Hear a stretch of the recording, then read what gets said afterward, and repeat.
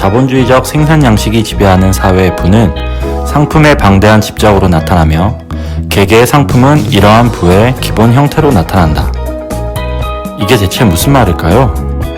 우리말 번역본으로 약 3,200쪽의 압도적인 분량을 자랑하는 경제학의 고전, 바로 자본론의 첫 문장입니다. 요즘엔 칼 마르크스라는 이름조차 생소하신 분들이 많을 텐데요. 마르크스에 대해 잘 아는 사람들조차도 그의 대표 저작인 자본론을 직접 읽어본 경험은 거의 없을 겁니다. 오늘부터 저와 여러분이 함께 저 무지막지한 벽돌책을 차근차근 정복해 나가보도록 하겠습니다. 구독과 좋아요 잊지 마시고요. 맹군과 자본론 읽기 첫 번째 이야기 지금부터 시작합니다.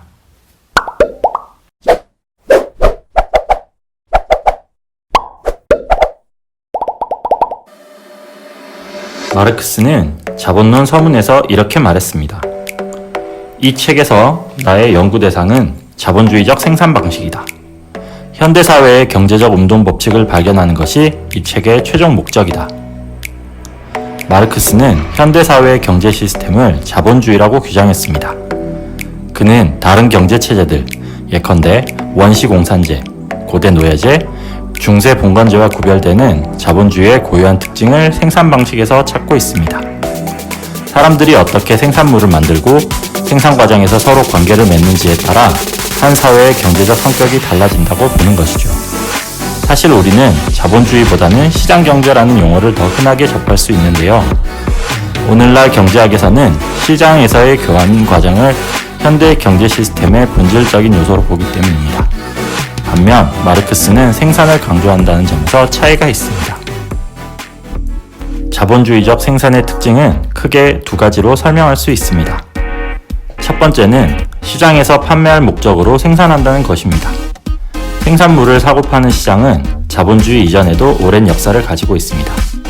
하지만 과거에는 생산자들이 자신이 속한 가족이나 공동체가 필요로 하는 재화와 서비스를 직접 생산하고 분배하는 활동이 지배적이었죠.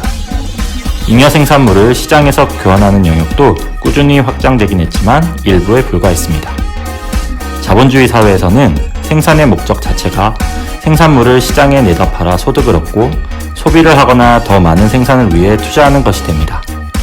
시장경제는 예전부터 있어 왔지만 사회 전반적으로 교환을 위한 생산이 지배적이게 되고 거의 모든 생산물이 생품이 되는 것은 자본주의 경제의 특징입니다.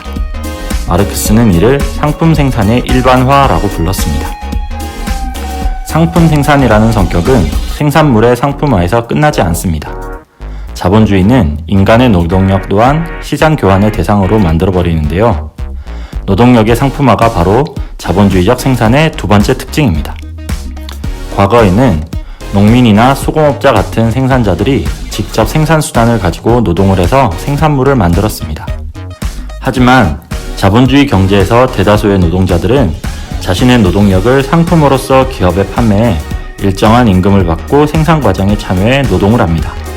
하지만 생산에 쓰이는 원료, 기계 등의 생산수단, 이를 구매하는 데 쓰이는 화폐, 생산의 결과물인 상품을 모두 노동자를 고용한 기업에서 소유하므로 자본주의 사회에서 노동자는 더 이상 생산 과정을 통제하는 주체가 되지 못합니다. 기업이 가진 화폐, 생산수단, 상품들을 자본이라고 하며 이 자본을 소유한 이들을 자본가라고 부릅니다. 이렇게 자본에 의한 임금 노동자의 고용이라는 생산 방식이 자본주의의 핵심적인 특징입니다. 마르크스는 이를 자본-임노동 관계라고 불렀습니다.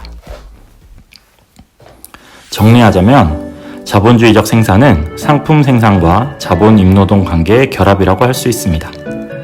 마르크스는 자본론에서 자본주의적 생산 양식에 대한 연구를 통해 몇 가지 중요한 결론들을 내놓는데요.